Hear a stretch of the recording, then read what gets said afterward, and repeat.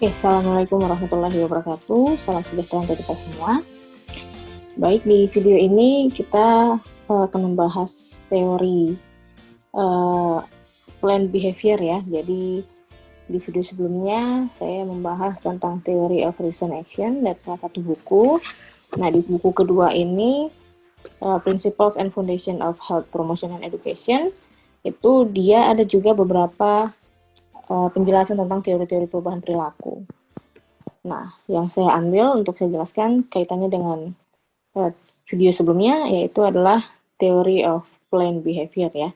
Perbaharuan atau modifikasi, update-nya lah dari theory of reason action.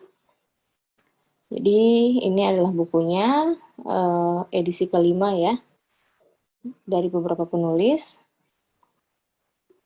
Ada Cottrell, Girvan, dan McKenzie. Dan buku ini diterbitkan tahun 2012 ya, ada cetakan 2009 dan juga 2006. Yang terbarunya adalah 2012. Oke, kita akan coba mencari teori tersebut.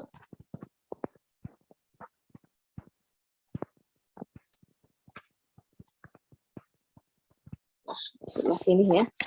Jadi ini memang ada beberapa teori yang dijelaskan, health belief model, dari Lawrence Green, tapi di video ini kita bahas yang ini dia, theory of planned behavior. Jadi disingkat ada TPB ya, disingkat menjadi TPB. Nah, di sini sudah disebutkan bahwa dia adalah extension of the theory of reason action. Jadi ini adalah teori yang dilengkapi dari yang sebelumnya begitu. Nah, pada teori TPB ini dia menyebutkan bahwa individual's intention. Jadi masih sama ya. Faktor yang paling kuat adalah niat. Bagaimana niat seseorang yang nanti akan mendorong dia untuk mengikuti suatu perilaku. Nah, niatnya ini disebutkan adalah a function of their attitude, dari sikapnya mereka terhadap perilaku, kemudian keyakinannya mereka, terkait juga apa pendapat-pendapat orang di sekitarnya, kemudian persepsinya, entah itu mudah ataukah sulit untuk mereka mengikuti perilaku yang disarankan.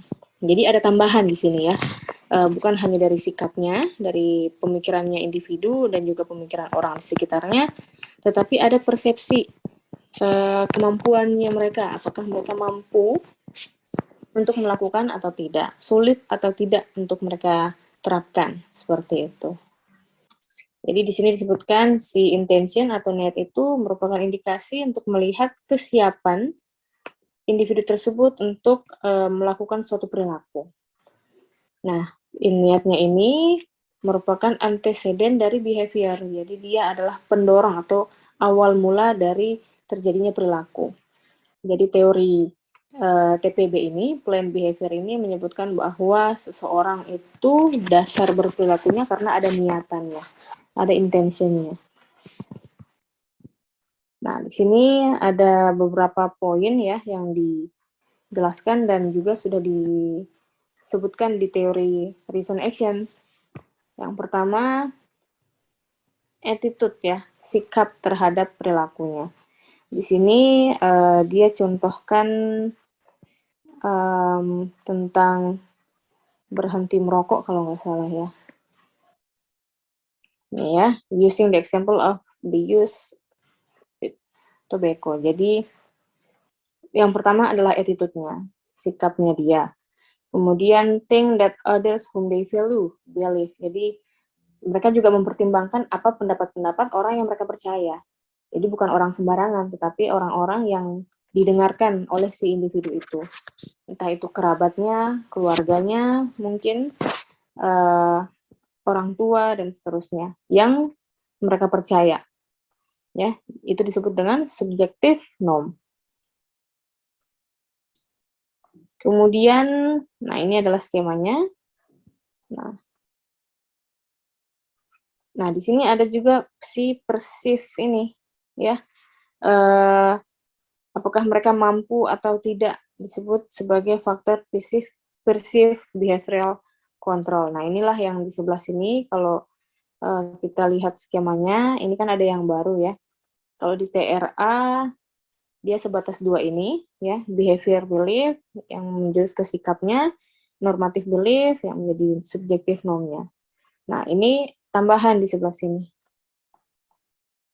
Jadi ada faktor control belief, faktor keyakinan dia terhadap dirinya sendiri mampukah atau tidak untuk melakukan perubahan tersebut. Nah, control belief itu, keyakinan dirinya itu yang nantinya juga akan mendorong niatnya dia. Jadi ada faktor tambahan di sini yang mempengaruhi niat.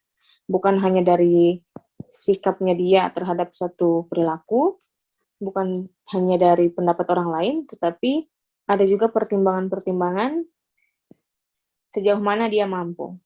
Kalau misalnya dia merasa itu mudah dan dia bisa, maka niatnya akan semakin kuat. Semakin kuat niatnya ini, maka akan semakin kuat pula mendorong dia untuk berperilaku. Nah, jadi seperti itu. Di TRA maupun TPB, dia menyebutkan ada sikap yang menjadi awal mula terjadinya perilaku. Ada niat maksud saya ya. Jadi di teori TRA dan TPB ini, dia menyebutkan faktor niat itu mendorong terjadinya perilaku. Nah, faktor niatnya ini sendiri terbentuk dari 3 hal ini. Ya, dari behavioral belief-nya, normative belief-nya, plus control belief-nya. 3 poin ini yang dianggap akan mempengaruhi kuat atau lemahnya si niat ini. Ya. Nah, di sini juga ada yang baru ya, di sini ada disebutkan actual behavioral control. Dia bisa berpengaruh ke control belief-nya atau juga bisa langsung menambah kekuatan si niat ini, ya, dia ada di sini panahnya. Artinya dia semakin memperkuat untuk melakukan satu perilaku. Nah, actual behavioral itu diartikan sebagai ini, skill, resource, atau persiapan-persiapan lainnya untuk melakukan, untuk menerapkan perilaku yang diminta. Apakah ada kemampuannya, ada sumber dayanya, ya, istilahnya kayak sarana prasarananya, alat-alatnya ada untuk dia melakukan itu, maka itu akan semakin memperkuat dia untuk berperilaku. Karena mungkin pada umumnya juga ada beberapa kasus perubahan perilaku ketika dia sudah berniat, misalnya sudah bagus, tetapi tidak didukung dengan skill atau resource-nya. Akhirnya itu yang membatalkan dia untuk melakukan satu perilaku. Nah, makanya di sini ada faktor actual behavioral control ya. Nah, ini dia skema Theory of Planned Behavior ya, tahun 2006. Semoga penjelasan singkat ini bisa dipahami, bisa dimanfaatkan untuk teman-teman yang sedang mencari tahu teori ini dan mungkin akan menggunakan teori ini di bahan tulisan skripsi atau tulisan-tulisan ilmiah yang lainnya.